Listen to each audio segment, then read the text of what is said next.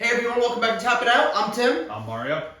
So today we're gonna get into a Raw review. We'll kind of give our quick Raw review. But Mario, you want to tell them what we got coming down the pipeline? We're going to be doing some draft content in the next week. We're going to be doing our own WWE draft to kind of coincide with the upcoming WWE draft and also the NFL draft. We thought it'd be something kind of fun to do. So It's definitely gonna get cutthroat. Yeah, definitely. We kind of have a whole template kind of put together about the rules and all that we'll definitely share. Yeah, we'll definitely put that on all social media so you guys can check that out, all the rules and what we're gonna go by. And we're also going to be reviewing all of the old WWE drafts, from over the years. So definitely be on the lookout for those as well.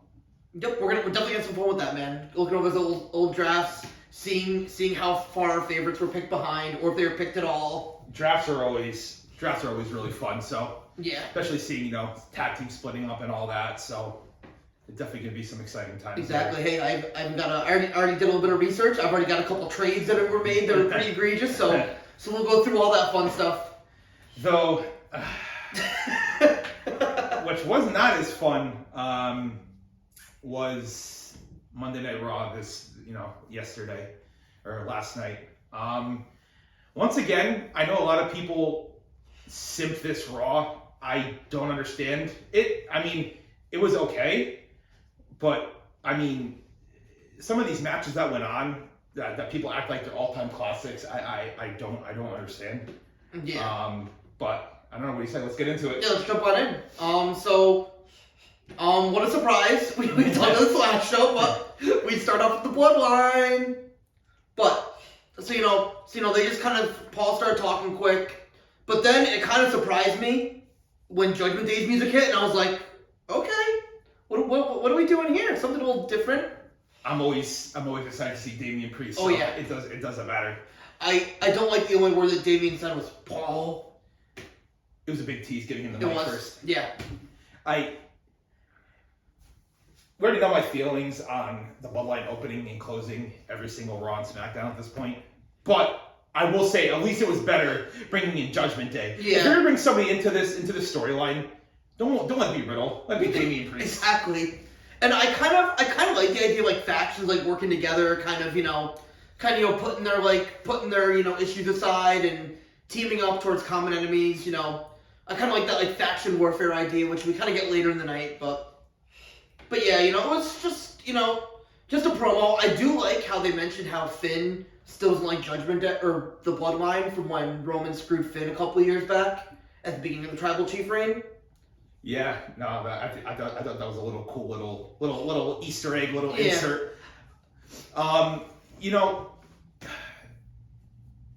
don't know. I think you mentioned it before. It is kind of cool seeing kind of like two like faction like warfare with the factions and stuff like that. We don't really see that too much anymore. That was a lot more like kind of Attitude Era. Yeah, Attitude Era. AEW kind of does that a lot too, like where they'll have like, you have the best friends and shocker, the Dark Order together. WWE started to copy AEW now because they've seen how good AEW's done recently. Yeah, hey, they kind of needed to.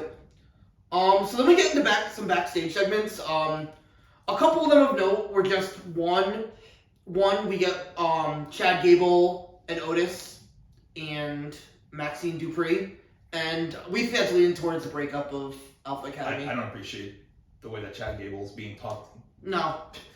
By the Maximum Models and Maxine Dupree, it's a joke. Who that? It's a joke. And listen, sorry Otis, but if Chad Gable push, I'm all for it.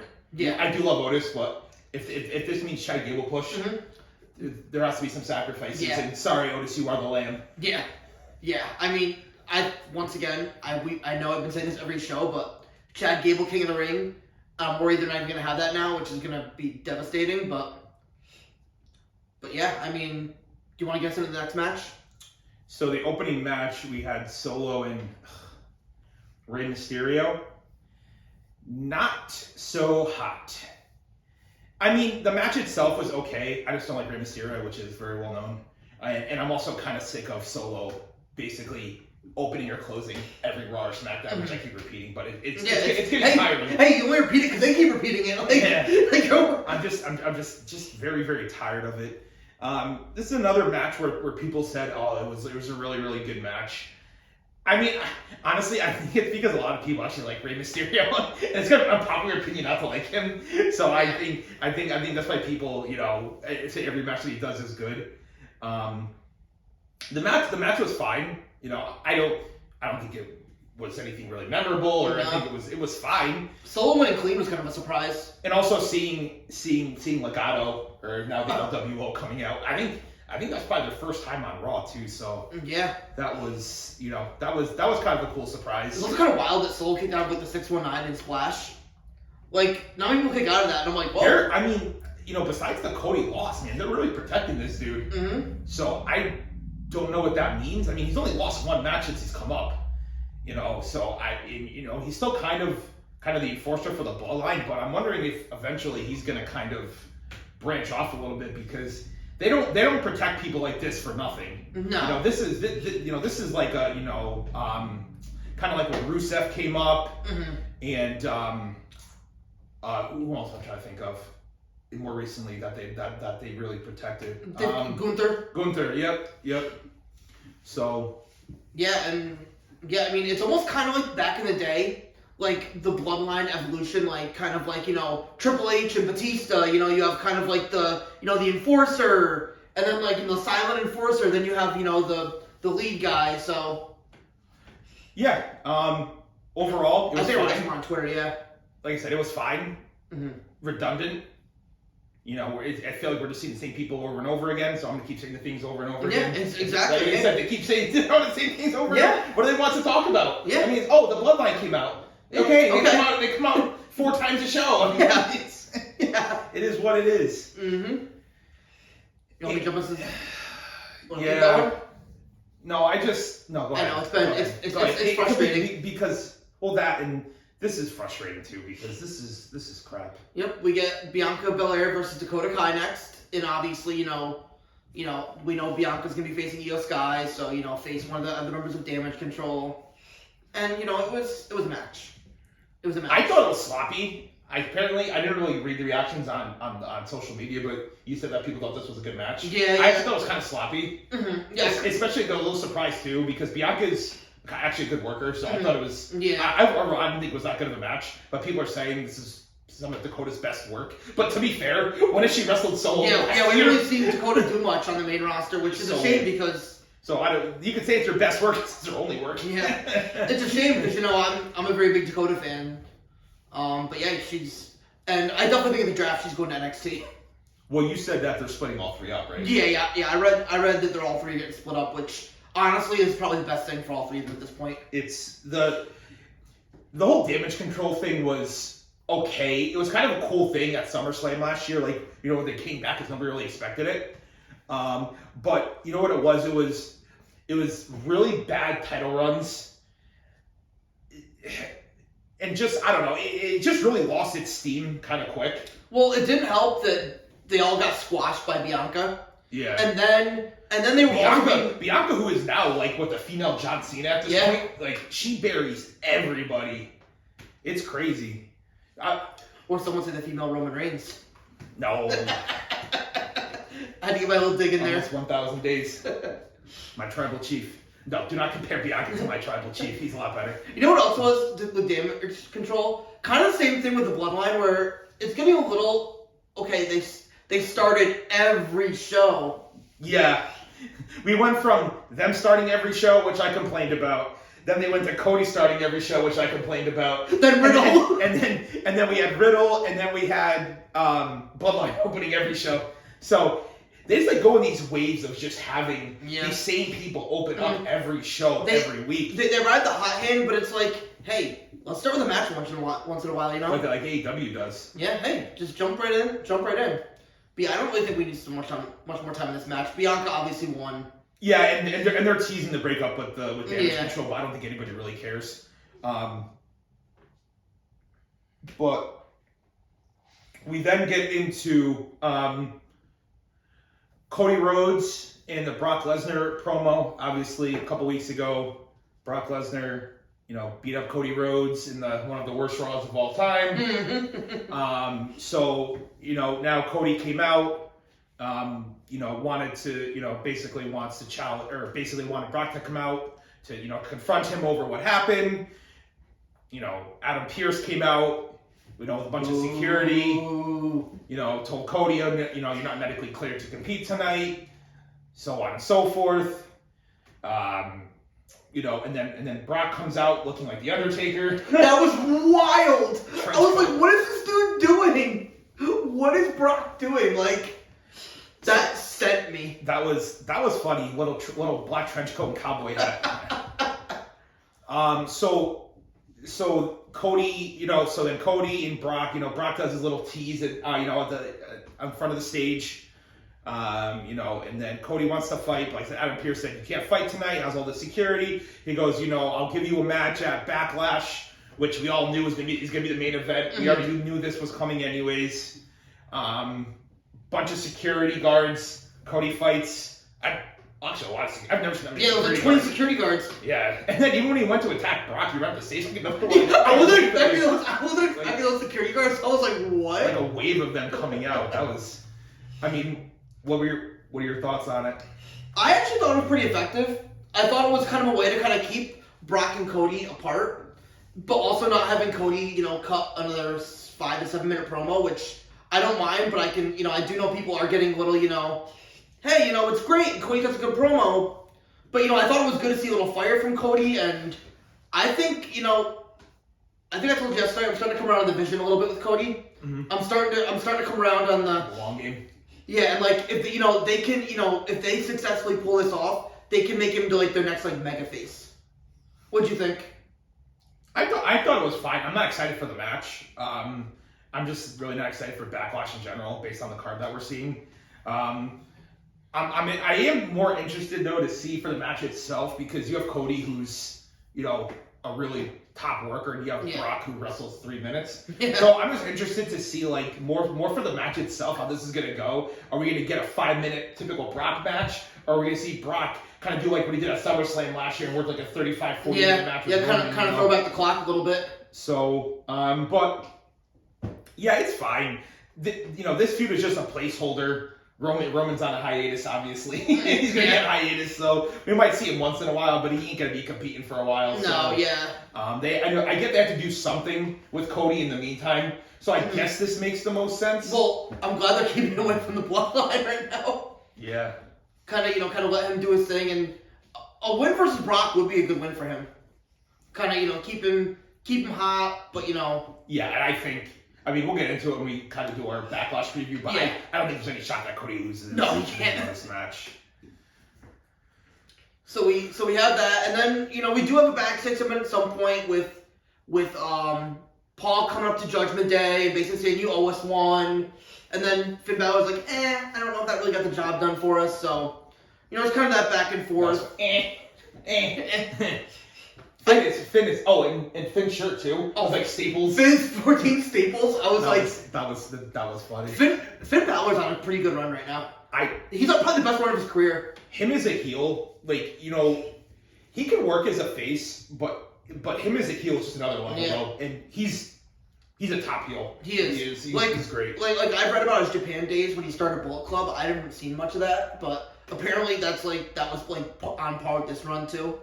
Just like a great shit talking heel, which always a good thing.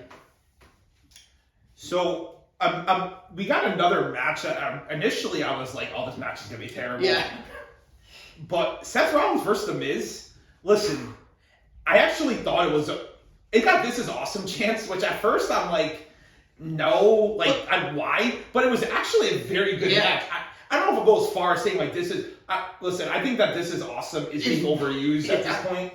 Way overused. That should be reserved for matches that are like bangers. Yeah. And this match was. I'm not calling it a banger, but it was an above average, very good match. And it honestly was like 10 minutes, which was great. Mm-hmm. And this was actually probably one of the highlights of the night. I agree. When we thought it was gonna be a low light. Yeah. It was. The Miz kind of came through there. And we actually looked at it too when we kind of watched Fastlane 2019. The Miz with Shane in his hometown against the Usos. When the Miz, when the Miz needs to step up, Yeah, he does. Yeah, he can put when he needs to put on his A game. He does. He can do it. Yeah. And I mean, he can work. I mean, you know, there's a reason why he's been Intercontinental Champion like 13, 14 times, something crazy like that. Two-time Grand Slam champion. So. And this is not me something for the Miz. I don't like the Miz. I think he's boring and he sucks. But I gotta give him props. You know where it's due. I mean, he put on a good match. Yeah, you know? and he had some fun moves too. Like he had that like code breaker thing in the corner when Seth was like caught like on in between the second and third rope. Yeah. And then also I love the DDT that the Miz does, like the kick to the knee, DDT, then rolling over and doing it again. I've never seen him do that. Like the DDT, then rolling over and doing it again. I was like, whoa. He pulled out all the stops last night, which I know was kind of funny for like a random match on Raw, but no, it was good. He probably knew that people weren't very excited about this match. Well, you know what it is? The Miz, I don't think I've seen him wrestle much at all since, those two WrestleMania matches don't count. Yeah. A lot of times it was just like lower mid card against nobodies, you know. It was him getting squashed most of the time at this point. I think Seth wanted to put on a good match because he's still pissed about his segment getting cut a couple weeks ago. So he's like, I'm gonna go out and steal the show. Yeah. And honestly, I think it was by far the best match of the night. I agree. Very clear. Very, very good match. I mean, it doesn't do anything for either one. It's not really, but it was a good match. Yeah, it was. You know, it doesn't progress the storyline, but it was a good match. Yeah, exactly. You know, you could have one or two of these on the show. But then we jump into Bobby Lashley versus Theory, which also first time ever.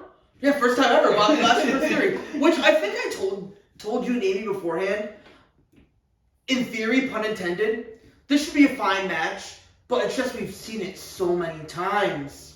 The whole Theory Lashley Seth feud of like, you know, what, like from September to like January, it's like, okay, like I'm good. And like this was It was a match. It was a match. It was a match. I actually like Bobby Lashley. he's kind of grown on me at this point. Yeah. I actually kind of like that how pissed he was that he didn't get like a match at WrestleMania, and the fact that they robbed us out of an LA Knight segment at WrestleMania, which I don't even care if it was LA Knight coming out and do a promo and Bobby spears him. Yeah, that's fine. It was, but you could tell like. I don't know if we talked about it before, or, during WrestleMania, but if you looked at Bobby Lashley's Twitter at that time, he was liking all these tweets of people saying, like, why don't you have a match? How don't you have a match? And listen, is Bobby Lashley the greatest in the world? No. But is he better than a lot of people who had screen time at WrestleMania this year? Shots in TV time? Yes. Yes, he is.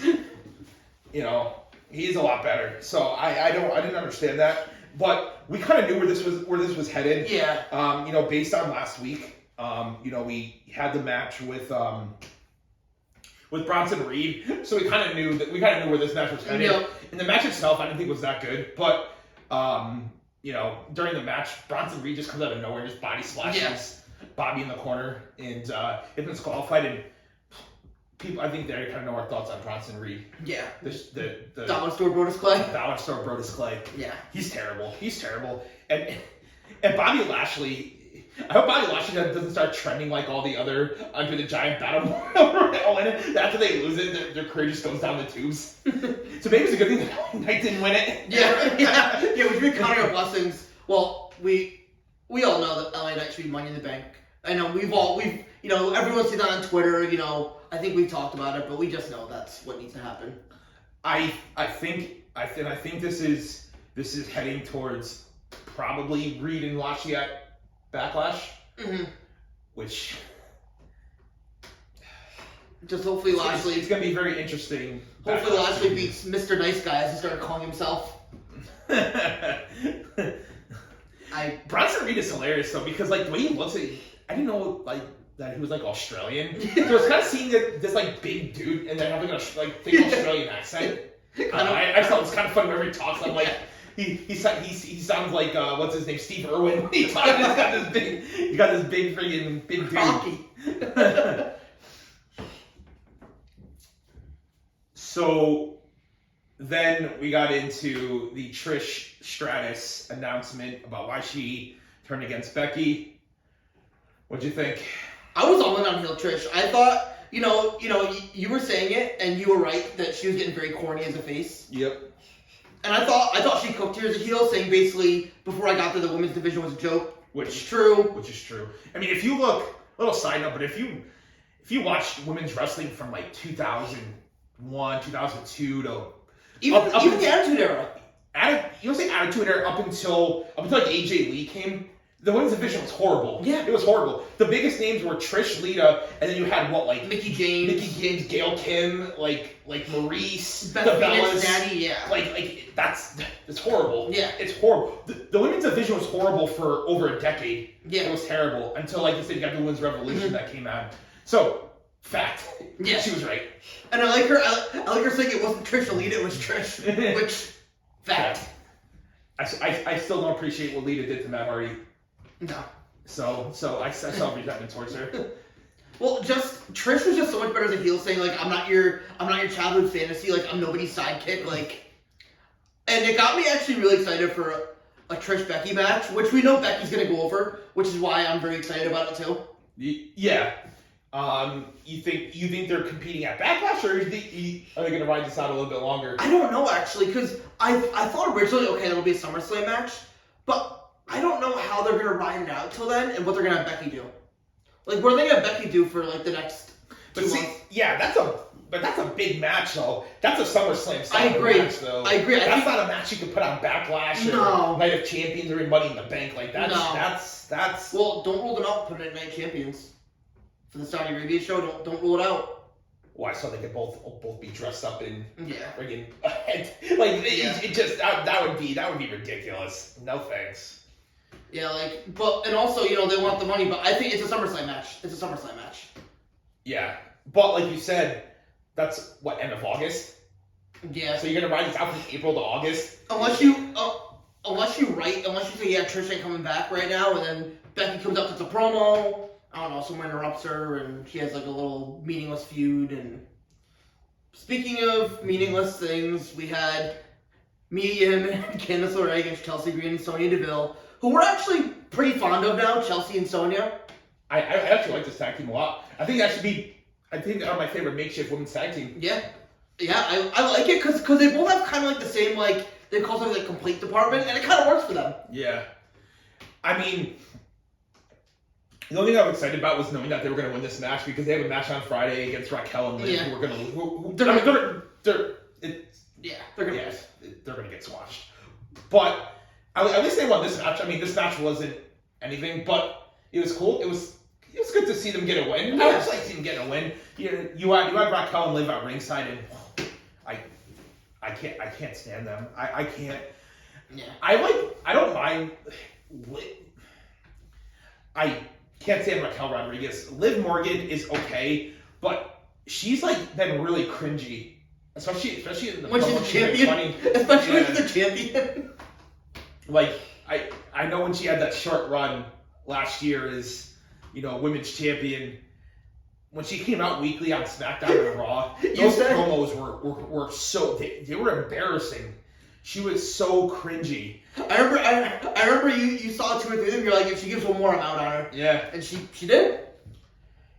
And I don't mind. I mean, her compared to a lot of other women in the company, in the women's division, she's better. But her and Patrick, I can't stand. Wow. And by Patrick, I mean Raquel Rodriguez. Yeah, the Patrick meme. Star back meme. The meme. I can't. But they're gonna win on Friday. And this match was. Yeah. The only thing I'm gonna note is I like Chelsea Green's unprettier. Was that the first time Chelsea did a finisher? She did it like one other time, I think. She was getting a lot of opportunities to do finishers. No, they did it. They did right how they qualified for the WrestleMania tag match. But yeah. So you might have to walk me through this match a little bit because honestly I was gonna doze a little bit for this match. Yep. One because I was very tired, and 2 because you weren't inspired. Because I was not very excited for this match. So you want to start us out because you know more about this match than I did. Yep. So we had Sammy, Kevin, and Riddle versus the Judgment Day. Which, by the way, just quick note, one of the backstage segments we forgot to talk about was when Riddle was kind of being goofy in the back, and Kevin Owens is like, looking at him like, I really have to work with this guy. And I don't know that storyline. I think that's genuine. He's like, I don't want to work with this guy. No. No, see, Kevin Owens is like a no BS kind of guy. Yeah. And I honestly think too, like Kevin's like a family man, and like he's like a good dude and stuff. And Riddle has a lot of baggage, which everybody should know about at this point. So I really think I agree. I don't think he wants to work with him. Yeah, which Kevin's gonna be professional because that's who Kevin Owens is. But yeah, I don't think he's happy about it though. No. But what followed was a fine match. Fine main event. At least it was something different than one of Sammy, Kevin Owens, or Riddle, who I don't want to see wrestle any matches. Riddle, but at the very least we saw them face someone other than the Bloodline. It was a fine match. I really liked. I think my favorite part of the match was when Riddle went to do like the flying bro outside the ring and springboarded, and Priest picked him up as doing a springboard and chokeslammed him on the apron. Oh, was that when Rhea Ripley like did something to Owens? She clotheslined him or something? So that was a few minutes before Rhea clotheslined Owens, but then it was kind of back and forth. Everyone got in the match. Everyone got their shine a little bit, but yeah, they were all like right on the announcer's desk, and then Riddle went to do a springboard from the apron, and as he did it, Owens kind of picked him up and gave him a chokeslam onto the apron, which I always love moves on the apron. Or not Owens, Priest. Damian Priest, megastar. love Damian Priest. And I mean, we also knew that Judgment Day was not winning this match. Yeah. But I was glad to see that Mr. Priest didn't take the fall. I mean, it was Finn, but it should have been Dom. But yeah, I mean, it was a fine match. Once again, it's more just repetitive, I think if it wasn't Riddle, I think we would have probably enjoyed it more. Yeah. It's we've talked ad nauseum about how we don't like Riddle, insert into the storyline, but it is what it is. Yeah. So at this point, I'm just I don't want it, and I'm not happy about it. But do you think this is gonna how long this Judgment Day in Bloodline thing are gonna? I think they said it's only a short-term alliance, which is kind of a bummer. Yeah. But I kind of liked at the end, when then we had the Bloodline come back out to attack Sammy, Kevin, and Riddle. Then you had LWO. So I kind of like the idea of the factions getting together and fighting each other. Having loose alliances. I think that kind of creates kind of a strange bedfellows type deal, and you have more intriguing things. Yeah. I actually kind of thought it was a fun end with all the factions kind of fighting and brawling each other, and yeah, I mean, I guess we'll see where this heads. Yeah. Oh, another note too, the backstage segment, which I almost forgot about too. I don't appreciate this. Street Profits Elias, Rick Boogs, Elias and Rick Boogs are big meme studs at this point. Elias, who said I'm gonna be the number one pick. and then Akira Tozawa saying that nobody wants Corbin. Not cool. I don't appreciate the Corbin disrespect. No, poor Baron Corbin comes in just to get called. So maybe my boy Corbin and your boy Madcap can get back together again. That's what I've been saying. Yeah, maybe they need something because they're both projecting very much downward. And you know what? Emma's a great manager. That's her. Yeah, she would be. Because listen, they need a win. Yeah, they need. As Emma said, we need this. So hey, guys, Madcap and Happy Corbin, or Baron Corbin, or you call him Riddick Moss and Baron Corbin again. I don't care. Put them back together.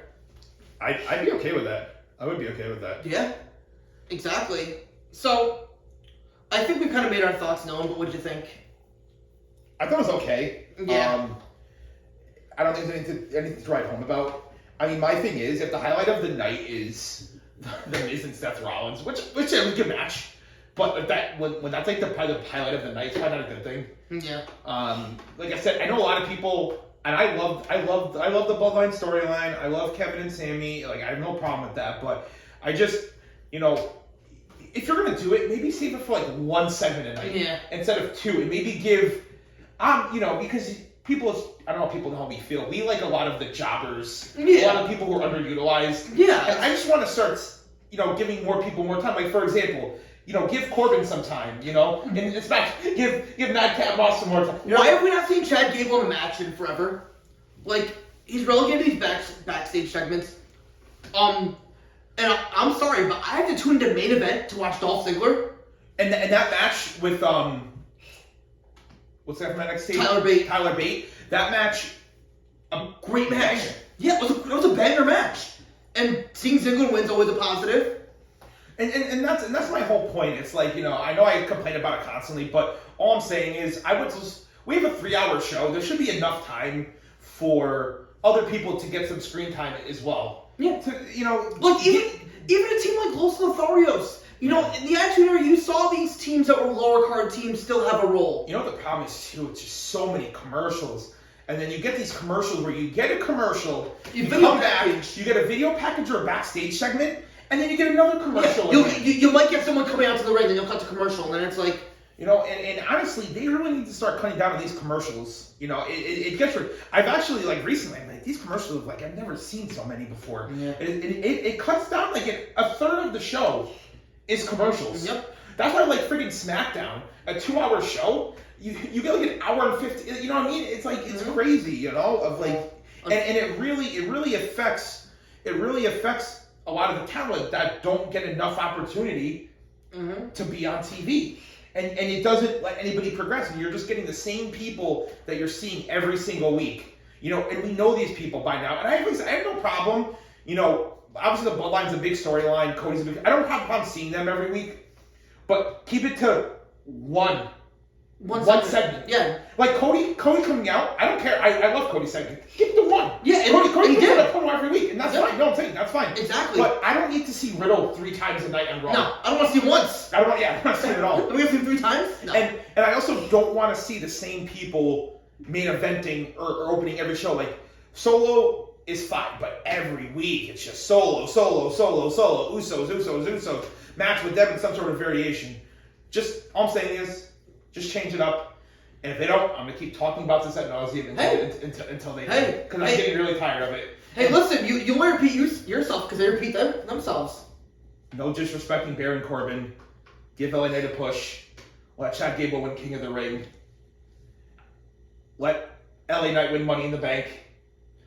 And re-sign Drew McIntyre. And if, don't re-sign Drew McIntyre. Let him go to AEW and cook, because honestly, AEW is a better product right now. Yeah. And I'm kind of angry. And this Raw was not good. So I don't care what anybody says. This Raw was not good. It was serviceable. And anybody who says this Raw doesn't know wrestling, because it wasn't that good. And I just really hope SmackDown's better this week. Because honestly, I look forward to Wednesdays and Fridays at this point. And even NXT I look forward to more. Yeah. Because NXT actually is good tonight. Yeah. NXT is going to be a lot of fun, so hey, it'll be a good time. Alright, let me stop before I get more heated. So. Hey, that's alright, preach, man. Hey, nothing wrong with that. Any other thoughts? Same thing with Raw. It was serviceable. Some highlights, but once again, LA Knight Money in the Bank, push Chad Gable. And no disrespecting Baron Corbin. And no disrespecting Baron Corbin. Or Madcap. Put them together. He needs this win. So, what do you say we jump on into the, get on out of here in a few? I'm ready to go right now, to be honest. Sounds good. Just remember, keep an eye out for all our draft coverage. It'll be on, we'll definitely put out some pods with our drafts and our draft results, and also our draft reviews on YouTube, Spotify, Apple Podcasts. Definitely make sure to check out the TikToks, Instagram Reels, YouTube Shorts. We have a lot of fun content on there. We have some blind rankings. We'll post some of our draft stuff on there. If you want to send us an email, tappin@show@gmail.com for any requests, quizzes, random pay-per-views, Raw, SmackDown, whatever you want us to watch. We'll definitely do it. Sounds good. Want to get on out of here? Let's get out of here. Thanks for watching, guys. See ya.